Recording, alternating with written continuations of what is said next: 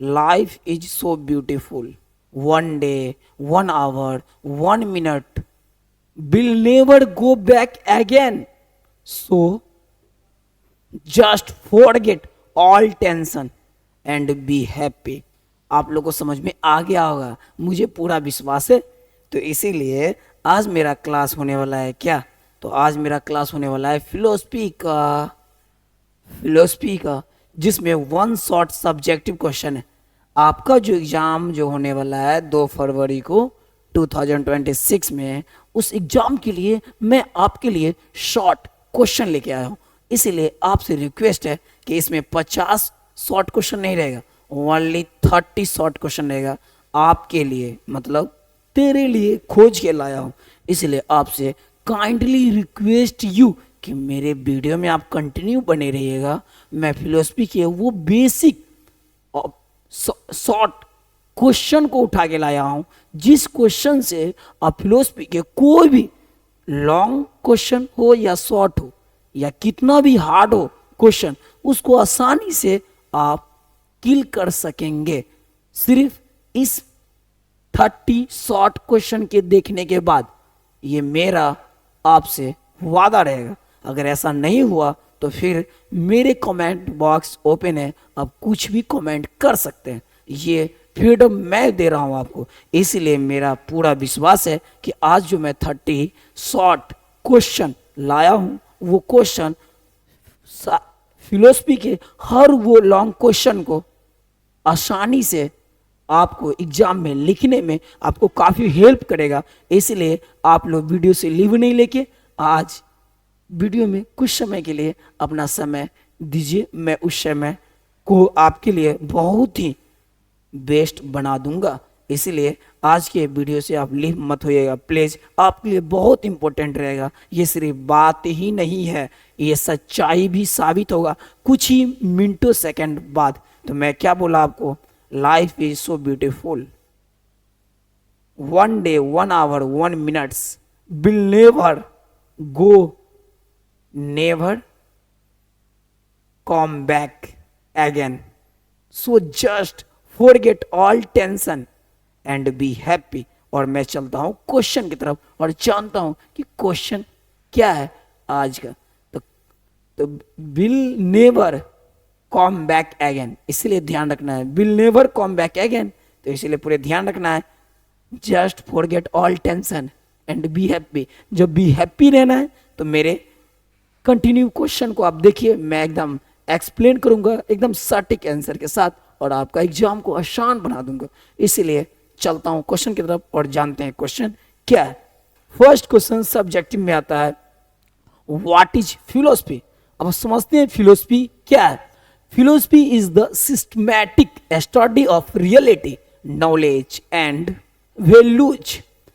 दर्शन शास्त्र वास्तविकता, ज्ञान और मूल्यों का व्यवस्थित अध्ययन करता है। यानी कि फिलोसफी जो है वो क्या करता है, रियलिटी पे, नॉलेज पे और वैल्यूज पे स्टडी करता है, उसी को हम फिलोसफी कहते हैं। तो जब भी पूछेगा व्हाट इज फिलोसफी, तो philosophy is a systematic study of reality, knowledge and values is called philosophy. आप लोगों को समझ में आ गया हो। देखिए फिलोसफी के द्वारा हम किसी भी कंट्री में जाके आसानी से उस कंट्री की जो भी है प्रथा, जो भी है उस कंट्री में मतलब कल्चर, उसको हम आसानी से जान जाएंगे। ओनली वन सब्जेक्ट बोल लीजिए, या उसको स्किल बोल सकते हैं, या आप बोल सकते हैं कि एक माइक्रोस्कोप। फिलोसफी एक ऐसा माइक्रोस्कोप है जिसके द्वारा किसी भी देश के कल्चर को हम आसानी से देख सकते हैं, जान सकते हैं, समझ सकते हैं, उसमें जी सकते हैं, महसूस कर सकते हैं, ये सब कुछ कर सकते हैं ओनली वन सब्जेक्ट फिलोसफी से। तो फिलोसफी के बारे में जब भी अगर आपसे पूछेगा इन एग्जाम हॉल में, तो आप आसानी से बोल सकते हैं philosophy is the systematic study of reality, knowledge and values. दर्शन शास्त्र वास्तविकता और ज्ञान और मूल्यों का व्यवस्थित अध्ययन करता रहता है, उसी को फिलोसफी कहते हैं। आई होप कि आप लोगों को समझ में आ गया होगा। मैं नेक्स्ट क्वेश्चन की तरफ बढ़े, क्योंकि बहुत शॉर्ट आंसर था, आप लोगों को समझ में आ भी गया होगा। और ये क्वेश्चन आपको बड़े बड़े क्वेश्चन को लिखने में काफ़ी हेल्प करेगा। इसीलिए आपको बेसिक से लॉन्ग की तरफ जाना है तो बेसिक आंसर को जानना बहुत जरूरी है। बेसिक क्वेश्चन और आंसर दोनों को जानना शॉर्ट में बहुत इंपॉर्टेंट है। तो चलते हैं नेक्स्ट क्वेश्चन की तरफ, देखते हैं नेक्स्ट क्वेश्चन क्या है कि टोटल 30 क्वेश्चन लेके आया हूं। मीनिंग ऑफ फिलोसफी, साइकोलॉजी पढ़ाते रहते हैं और सोशियोलॉजी, इसलिए साइकोलॉजी अक्सर मेरे टंग पे बैठ गया है। तो जब भी हम फिलोसफी बोलते हैं तो साइकोलॉजी आ जाता है। तो आप साइकोलॉजी पे मत जाइएगा, फिलोसफी पे ध्यान रखिएगा। फिलोसफी, आप बोला है मीनिंग ऑफ फिलोसफी का मीनिंग क्या है? Philosophy means love of wisdom. हमने इससे जो मेरा बैक का जो क्लास था, बैक क्लास जो हम दिए थे पीछे बहुत सारे क्लास, उसे मैंने फिलोसफी में बहुत बार बात किया हूँ, फिर आज भी बात कर लेता हूँ। फिलोसफी पर आज भी बात कर लेता हूं। देखिए फिलोसफी का अर्थ जब भी बोलेगा तो फिलोस मतलब होता है प्रेम, और सोफिया मतलब होता है ज्ञान, जिसको आप बोल सकते हो लव, और इधर बोल सकते हो आप विजडम। अब जब लव और विजडम आपस में मिल जाता है ना, उसी को हम क्या कहते हैं? फिलोसफी का मीनिंग कहते हैं। तो मीनिंग ऑफ फिलोसफी क्या? लव और wisdom is called philosophy. Philosophy का मीनिंग क्लियर हो गया। लव यानी कि लव प्लस विजडम, जब ये दोनों मिक्स रहे वो हो गया मीनिंग ऑफ फिलोसफी। फिलोसफी का मीनिंग क्लियर हो गया, जहां पे philosophy meaning of love of wisdom is called meaning of philosophy. तो आप लोगों को समझ में आ गया होगा। नेक्स्ट क्वेश्चन की तरफ चलते हैं और देखते हैं नेक्स्ट क्वेश्चन क्या है। अब मीनिंग ऑफ दर्शन, आप समझते हैं दर्शन का मीनिंग क्या है? आप फिलोसफी का मीनिंग समझ गए, आप दर्शन का मीनिंग समझते हैं। दर्शन मीन्स सीइंग मतलब देखना, और रियलाइजिंग द अल्टीमेट ट्रूथ, यानी दर्शन एक अल्टीमेट ट्रूथ है, जो ट्रूथ अल्टीमेट है।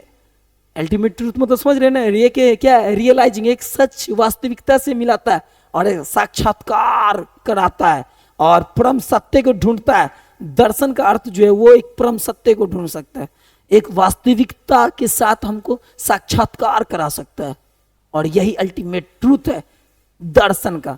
दर्शन का जो है मूल मीनिंग, उस मीनिंग यही है कि दर्शन के द्वारा हम परम सत्य को जान सकते हैं, परम सत्य को साक्षात्कार कर सकते हैं। ये दर्शन से ही पॉसिबल है। आप लोगों को समझ में आ गया होगा। नेक्स्ट क्वेश्चन की तरफ बढ़ते हैं और जानते हैं। तो जब भी बोलेगा दर्शन, तो दर्शन एक तरह से हमारा समझिए वो लेंस है जिसको आप बोल सकते हैं हमारे आंखों का दिव्य शक्ति। जब हस्तिनापुर में, जब कुरुक्षेत्र में युद्ध हुआ, मतलब महाभारत हुआ, तो वहां संजय नाम करके एक धृतराष्ट्र के बॉडीगार्ड थे। तो उनको एक वेदव्यास या कोई ऐसे थे साधु, उनका वेदव्यास शायद नाम रहा होगा, उन्होंने दिव्य शक्ति, आंखों में एक दिव्य पावर दिए। दिव्य पावर से बोले कि जो भी कुरुक्षेत्र में युद्ध होगा उसको तुम यहाँ बैठे देख सकते हो अपने आंखों के पावर से।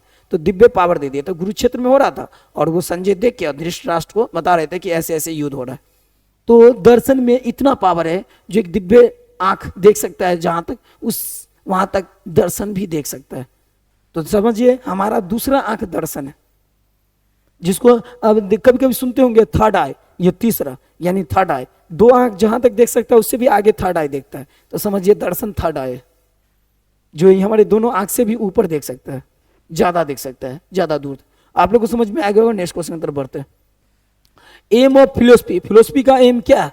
देखिए, the main aim of philosophy is to search for truth. Philosophy का जो एम है वो है, मुख्य एम है सत्य की खोज करना। फिलोसफी सत्य को खोज करता है शुरू से लेके अंत तक, और अंत तक करता रहेगा। शुरू से अंत तक फिलोसफी हमेशा सत्य को ही खोज करता रहेगा। पास्ट से लेके फ्यूचर तक मुझे लग रहा है सत्य की खोज में ही चलता रहेगा। तो ये अनलिमिटेड है जो सत्य को खोज करता है। आप लोगों को समझ में आ गया होगा। अब हम नेक्स्ट क्वेश्चन की तरफ बढ़ते हैं, जानते हैं नेक्स्ट क्वेश्चन में क्या है। अब नेक्स्ट क्वेश्चन में क्या है? Two definitions of philosophy. Philosophy का दो डिफिनीशन बताओ। तो प्लेटो के द्वारा डिफिनीशन क्या था कि philosophy is the knowledge of reality, और अरिस्टोटल के द्वारा क्या था डिफिनीशन की philosophy is the science of first क्या प्रिंसिपल्स।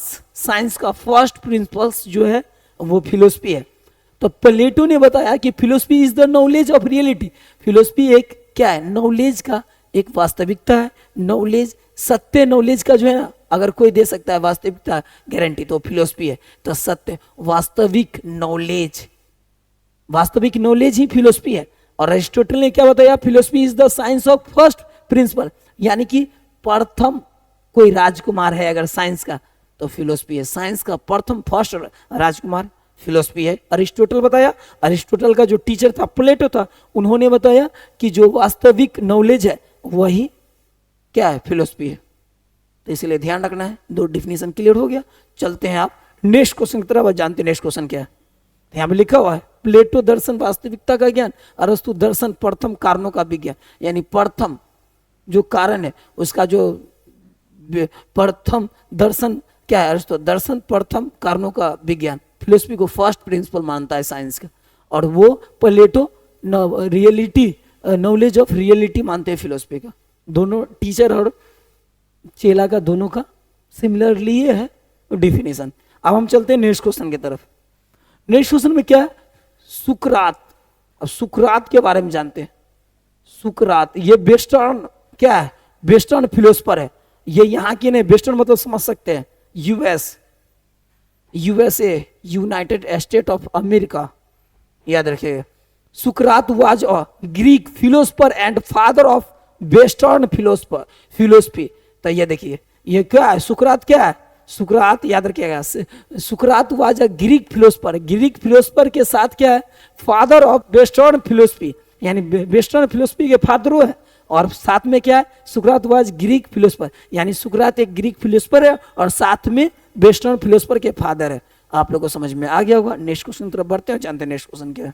सुकरात जब भी बोलेंगे तो याद मत रखिएगा भारत के हैं, ये नाम है भारत टाइप, लगता है कि भारत के होगा, लेकिन शुक्र शनिचर बुधवार की तरह वर्ड लग रहा है, लेकिन ये विदेशी है, इसलिए ध्यान रखिए। नेक्स्ट है मेटाफिजिक्स। मेटाफिजिक्स मतलब होता है भौतिकवाद। It studies the nature of reality, यह वास्तविकता के स्वरूप का अध्ययन करती है। मेटाफिजिक्स जो है वो it studies the nature of reality, ये क्या करता है, किसका, जो रियलिटी है वास्तविकता का क्या करता है, स्वरूप का अध्ययन करता है। जो क्या सच है उसके मेन स्वरूप का स्टडी करता है मेटाफिजिक्स, इसलिए मेटाफिजिक्स पर ध्यान रखिएगा। ये वास्तविकता का स्टडी करता है, वास्तविकता के स्वरूप का स्टडी कर देता है, मेटाफिजिक्स में होता है, इसलिए ध्यान रखना। अक्सर सुनने को मिला होगा मेटाफिजिक्स। तो मेटाफिजिक्स में क्या स्टडी होता है, रियलिटी, नेचर ऑफ रियलिटी का स्टडी होता है मेटाफिजिक्स में। अब नेक्स्ट क्वेश्चन क्या है, बढ़ते हैं नेक्स्ट क्वेश्चन। देखिए इपिस्टेमोलॉजी, इपिस्टेमोलॉजी मतलब ज्ञान मीमांसा होता है इसका Hindi. It is the study of knowledge, ये क्या करता है, यह ज्ञान का अध्ययन करता है।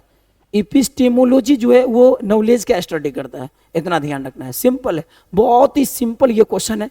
तो इपिस्टेमोलॉजी किसको स्टडी करता है, नॉलेज को स्टडी करता है। नेक्स्ट क्वेश्चन की तरफ बढ़ते हैं, जानते हैं नेक्स्ट क्वेश्चन क्या है।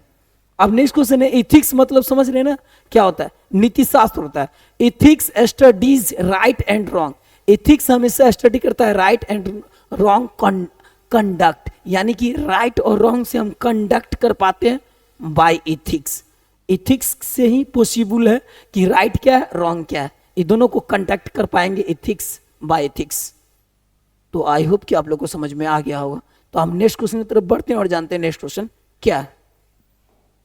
आप देखते हैं कि लॉजिक, लॉजिक जब भी होगा तो याद रखिएगा न्याय दर्शन में आता है, इसको मतलब होता है तर्कशास्त्र, और यहाँ पे रीजनिंग वर्ड का यूज होगा।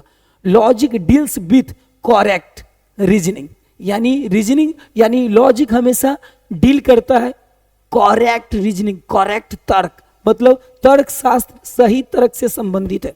मतलब जो भी है लॉजिक वो एक करेक्ट रीजनिंग से उसका रिलेशन है। तो लॉजिक डील हमेशा करता है करेक्ट लॉजिक को, करेक्ट रीजनिंग को डील करता है। तो आप लोग को समझ में आ गया होगा कि जब भी अगर लॉजिक की बात होगा, तर्क शास्त्र हमेशा डील करता है करेक्ट रीजनिंग को, मतलब सही तर्क को डील करता है। तो लॉजिक और रीजनिंग हमेशा, लॉजिक डील करता है हमेशा करेक्ट रीजनिंग को। तो समझ में आ गया होगा कि तर्क शास्त्र हमेशा तर्क सही तर्क को डील करता है।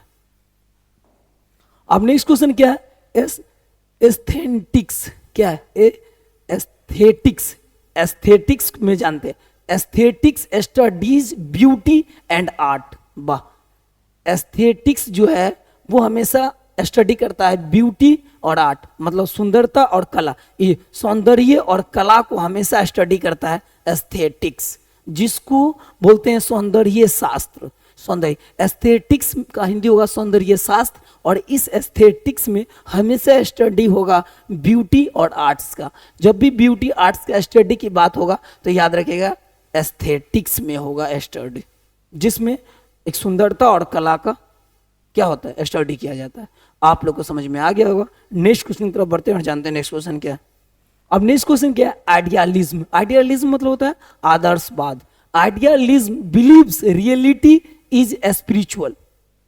आइडियलिज्म हमेशा विश्वास करता है क्या, वास्तविकता आध्यात्मिक है। यानी कि आइडियलिज्म हमेशा बिलीव करता है कि जो वास्तविक है वो एक आध्यात्मिक है। हर वो वास्तविक इंसान एक आध्यात्मिक इंसान है, आइडियलिज्म का ये मानना है। तो वास्तविक इंसान एक आध्यात्मिक इंसान है, ये आइडियलिज्म अपना एविडेंस देता है।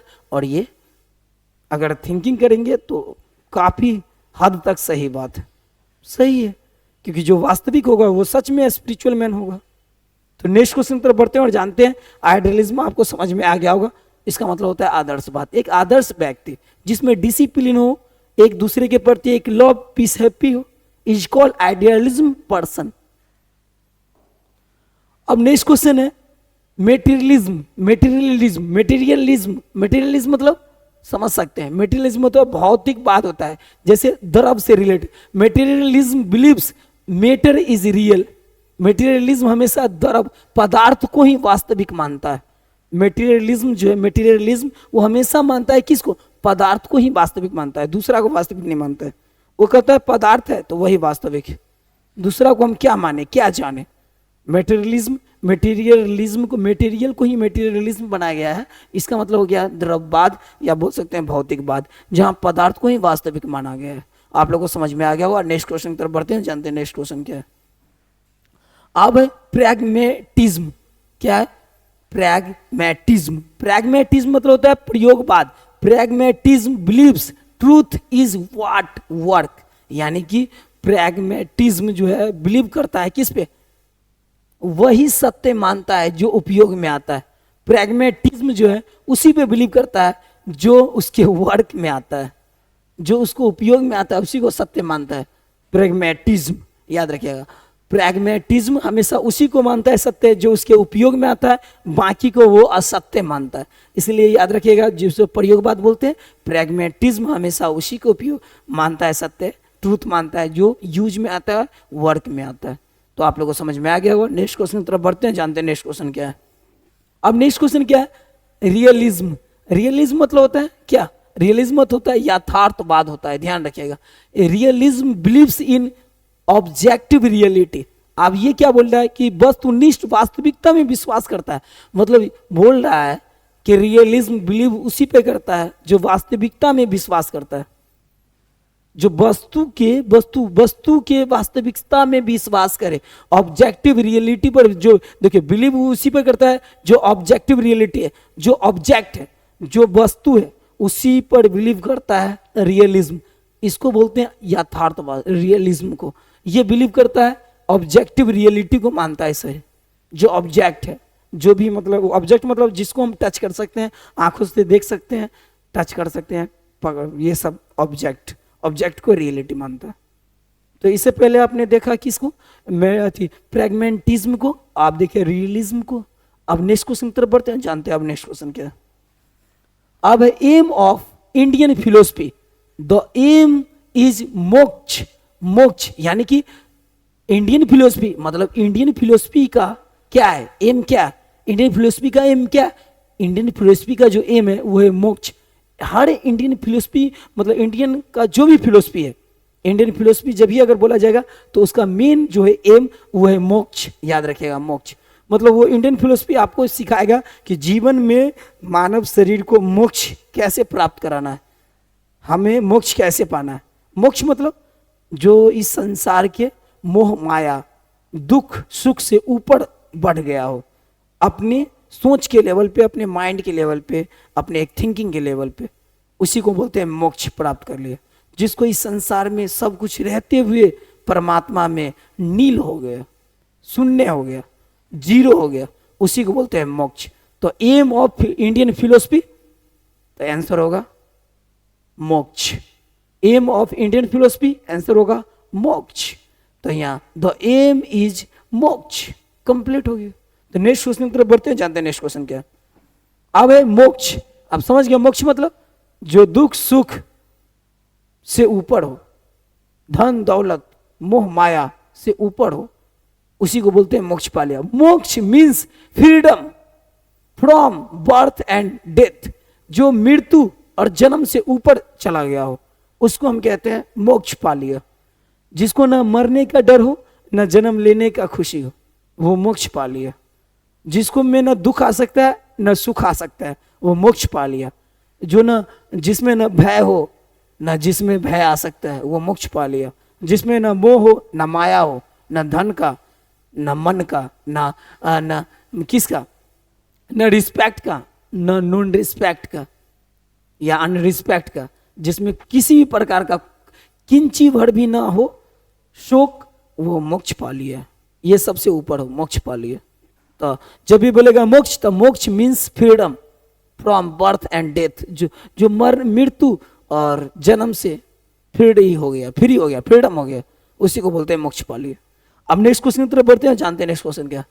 अब देखिए, Upanishad are philosophical text of Vedas. Upanishad वेदों के दार्शनिक ग्रंथ है, समझ सकते हैं। उपनिषद जो है वो वेदों के दार्शनिक ग्रंथ है।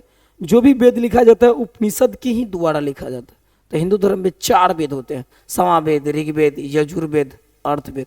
तो जब भी अगर बात होगा ना समावेद याद रखिएगा, और फिर होगा यजुर्वेद,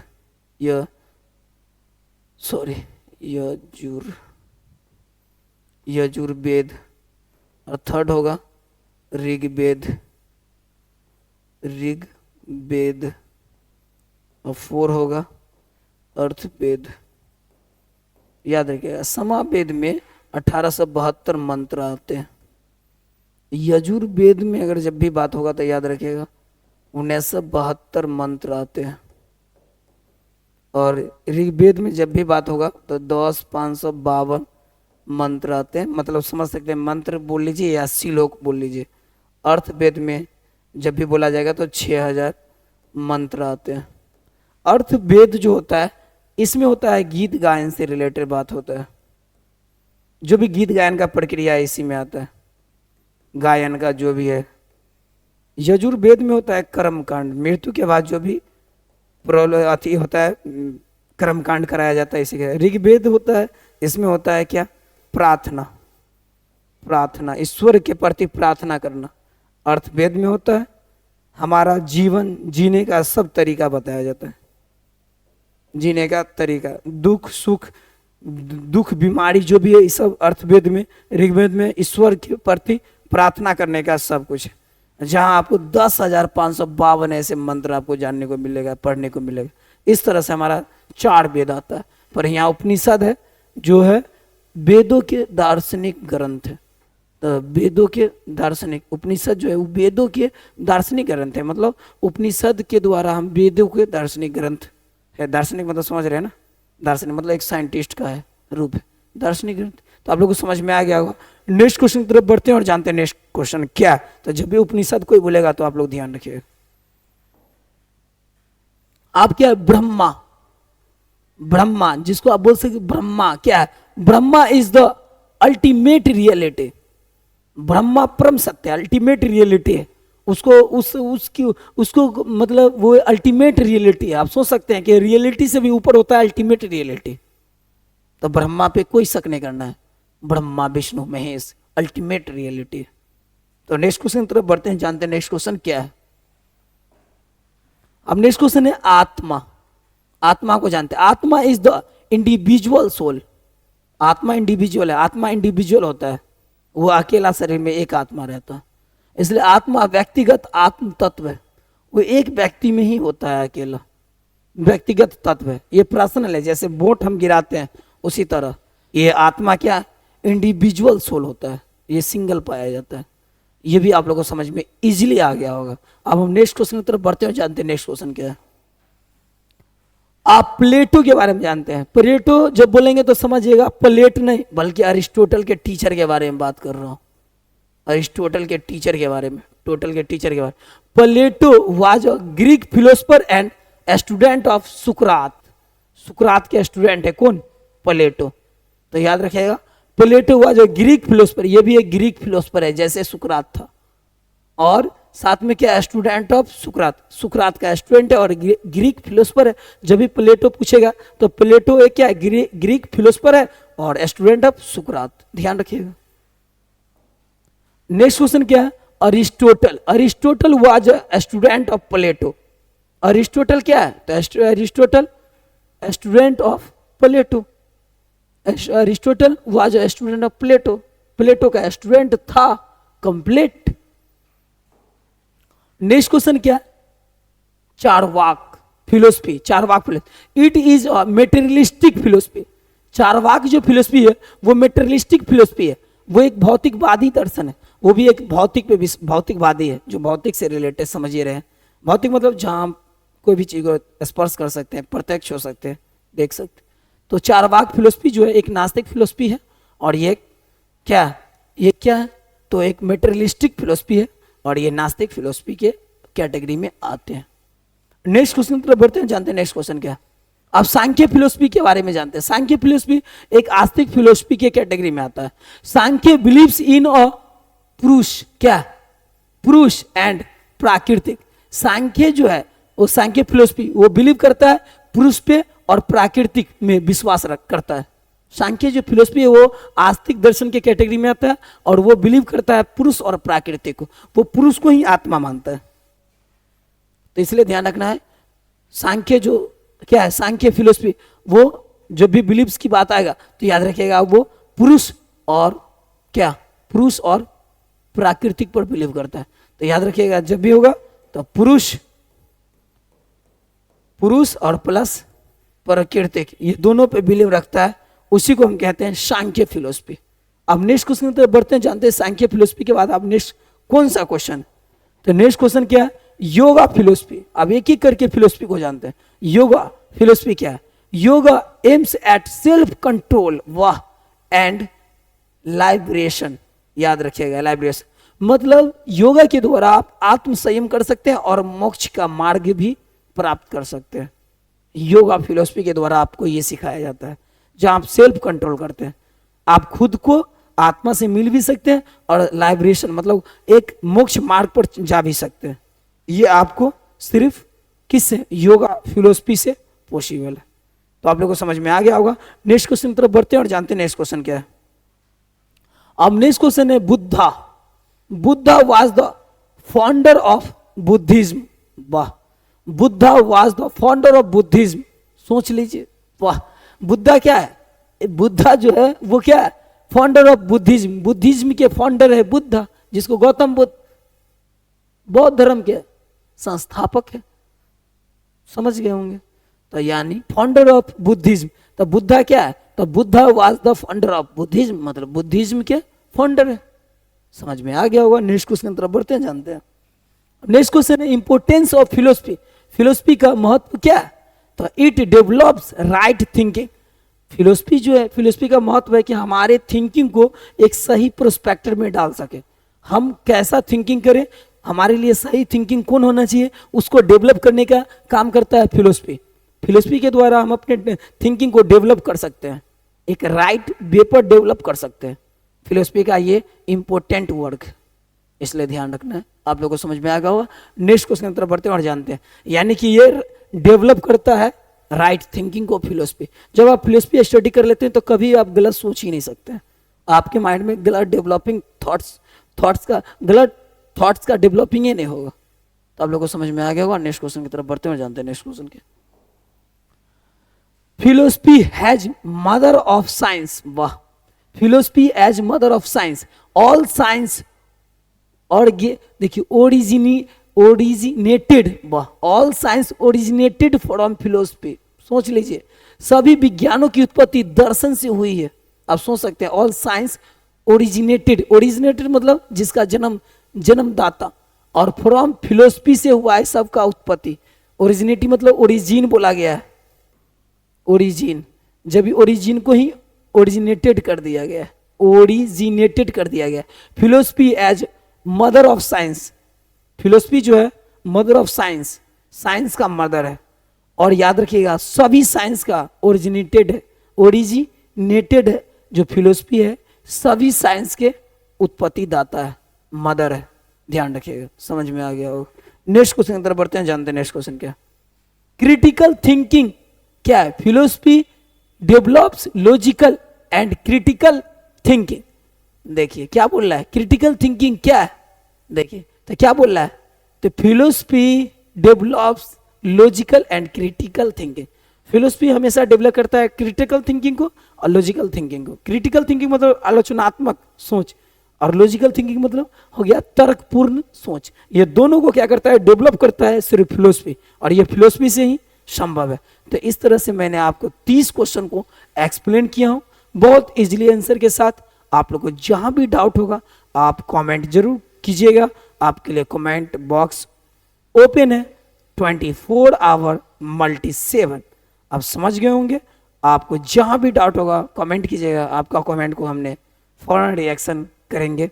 फिर नेक्स्ट क्लास में मिलेंगे तो फिर मैं आपके लिए इंपॉर्टेंट क्वेश्चन लेके आऊँगा, आपका एग्जाम बेस्ट हो। इसीलिए आपको wish you all the best. आप पढ़ाई में आपको मन लगे, आप पढ़ाई करके इंटेलिजेंट बने, आपका एग्ज़ाम आपके लिए बहुत आसान हो सके, ये मेरा पूरा आपसे, मैं अपना स्ट्रगल करता रहूँगा, और मैं ये मेरा ब्लेसिंग रहेगा कि आपका एग्ज़ाम बेस्ट हो। Thank you so much and wish you all the best. फिर मिलेंगे नेक्स्ट क्लास में। जय हिंद, भारत माता की जय। सर